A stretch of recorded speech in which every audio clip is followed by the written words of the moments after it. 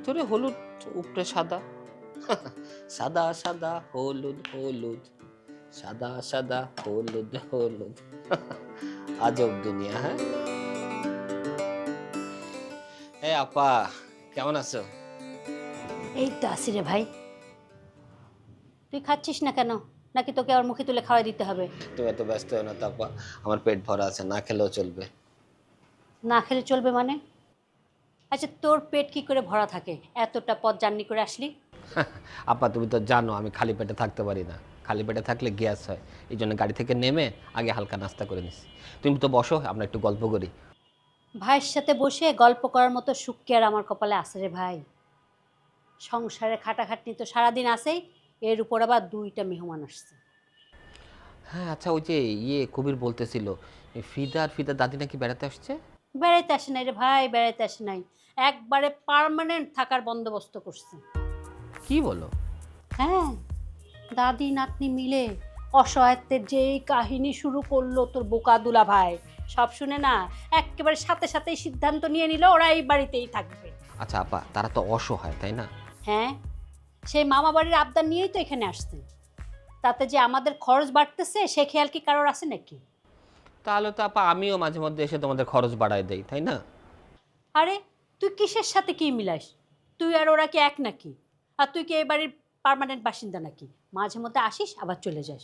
আর ওরা তো একেবারে উড়ে এসে জুড়ে বসছে। আচ্ছা আপা, তুমি কি ওদের সাথে এইভাবেই কথা বলো? আরে না, এ বাড়ির সব লোকেরা তো মহৎ হৃদয়ের অধিকারী, এইভাবে কি কথা বলা সম্ভব নাকি? না বলাই ভালো। একটা মানুষ বিপদে পড়েছে, বিপদে মানুষের সাথে খারাপ ব্যবহার না করে ওদেরকে একটু সাহস দেওয়া উচিত আপা। আচ্ছা ভাই, তুই এসে না ভালোই করছিস, যা ওদেরকে তুই সাহস দে যায়। আচ্ছা এগুলো বাদ দাও। প্রীতির কি খবর? ওর নাকি মুড অফ? মুড অফ হবে না তা কি হবে? জীবনের বাতি তো অফ করার ব্যবস্থা করে বসে আছে। কি বলো এসব? কি হয়েছে ওর? আচ্ছা, সেটা তুই তোর আদরের ভাগ্নির কাছ থেকে শুনিস। এখন বলতো বাড়ির খবর কি? আপা বাড়ির সব ভালো আছে, সব সুস্থ আছে, সব ঠিক আছে। আচ্ছা শুনো, আমি কিন্তু এবার কিছুদিন থাকবো। আমি ঢাকা একটা কাজে আসছিলাম, ওখানে একটু সময় লাগবে। আচ্ছা, যতদিন তোর থাকতে ইচ্ছা হয় থাকবি, এটা আবার বলার কি আছে? আচ্ছা, এতক্ষণ বক বক করে কি তোর খিদে হয়নি? খা, না হলে তো তোর আবার পেটে গ্যাস হবে। আহ, ক্ষুধা একটু লাগছে অবশ্য। আচ্ছা আমি খাচ্ছি, তুমি যাও, তুমি কাজ সারো, আমরা বাকি গল্প পরে করব। ওকে? কাজ শেষ করে গল্প করার সুযোগ পাবো কিনা জানি না, দাসীবান্দির কাজ কে আর শেষ হয় রে ভাই? আচ্ছা, আমি যাচ্ছি, তুই নাস্তা খা। ঠিক আছে, যাও, তুমি যাও আব্বা। আলা ডিম ডিম ডিম ডিম, সিদ্ধ ডিম সিদ্ধ ডিম। ডিমের স্বাদ আগের মতোই আছে, কোনো পরিবর্তন হয়নি।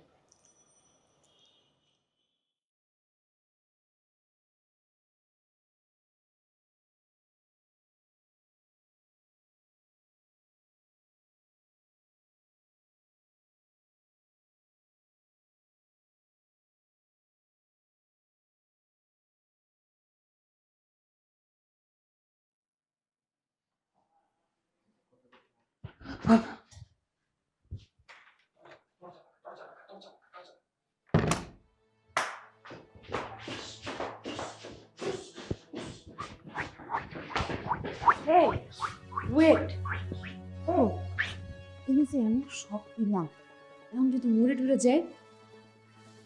আরে না, জানো তো শতান তাড়াতাড়ি মনে করতাম না, এত সহজে মনে না।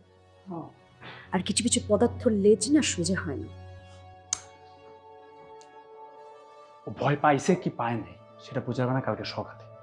কারণ সে যদি ভয় পায় থাকে তাহলে বাড়ি চলে যাবে, আর ভয় না পায় থাকলে পরটা পরে বুঝতে হবে। যদি দাদা হয়তো বলে দেয় হুম। আমাকে একটু। এটা একটা বিশাল চান্সেস আছে, লাস্ট টাইম আমাদের ঝুলনের সাথে কথা কর অনেক কষ্ট গল্প বানাই করছি।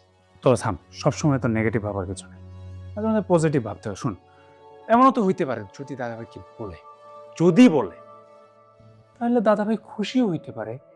কেননা দেখ, দাদাভাই তো মন্টু ভাইকে পছন্দ করে না, মন্টু ভাইকে একটা ভালো করে লাগাইছে আগে। হ্যাঁ, তো বরং এমন হইতেই পারে যে দাদাভাই আমাদের উপর খুশি হইয়া আমাদেরকে ট্রিট টিট দিচ্ছে, হইতেই পারে। তাও হতে পারে, কিন্তু আর ইউ গাইস শিওর যে সে ঠিক হবে? কারণ দেখ, সে কিন্তু ঘুরে আবার আসতে পারে, আবার এসে আবার বাড়ি দখল করার কথা বলতে পারে, আবার রাকিবকে ম্যানিপুলেট করতে পারে। আবার ওকে বলতে পারে এগুলো সুরেন্দ্র প্রাণের। ব্রো, এখন আমরা একটা মিশন শেষ করে আসছি, লেটস সেলিব্রেট। যা হয় কালকে দেখা যাবে। এখন ব্রো নাচো নাচো।